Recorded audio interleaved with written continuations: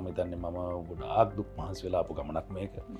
පුංචි පවුලකින් ඇවිල්ලා එතනින් ඊට පස්සේ සාමාන්‍ය පාසල් වල අධ්‍යාපනය ලැබලා අධ්‍යාපනයේදී ගන්න පුළුවන් උපරිම ඵල ප්‍රයෝජනත් නෙලාගෙන එතකොට ඇත්තටම ඒ කාලේ 2003 මම ඒ ලෙවල් කළේ මට මතකයි ඒ කාලේ මට ටියුෂන් ෆීස් ගෙවා ගන්නවත් සල්ලි තිබ්බේ නැහැ. අපේ දෙමපියන්ට ඒ තරම් අමාරුයි මොකද මගේ තාත්තා අසනීප වුණා 1997 වගේ වර්ෂයේදී. ඊට පස්සේ අම්මා තමයි පවුලි බාර කරට ගත්තේ. ඊට පස්සේ අම්මාට පුළුවන් හැකි උපරිමයෙන් කරත් අර සමහර දේවල් තිබ්බ මම පූජා සන්නස්ගසගේ සිංහල ක්ලාස් එකට යනකොට මට මතකයි මම ක්ලාස් ෆීස් ගිහුව මගේ හංවැල්ලේ හිටපු යාළුවෝ.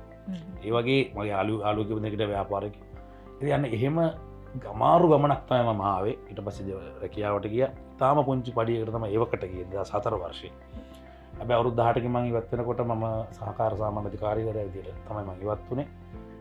පුහුණු ප්‍රවර්ධන සහකාරවරයෙක් විදිහට මම සම්බන්ධ වුණේ. මට මුලින්ම හම්බෙච්ච රස්සාව ස්ටිකර් අලවන්න. ත්‍රිවිල් වල බස් වල. ඊට පස්සේ තමයි මම ටිකෙන් ටික මගේ නිවේදන හැකියාව පෙන්නලා.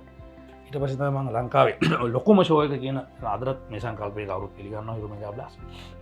ඒ වගේ ලොකු ෂෝස් නවස් කළා. අදටත් මම ලංකාවේ තියෙන දෙවන්ත ප්‍රසංග ගණනාවක් නිවේදන කටයුතු කරලා තියෙනවා.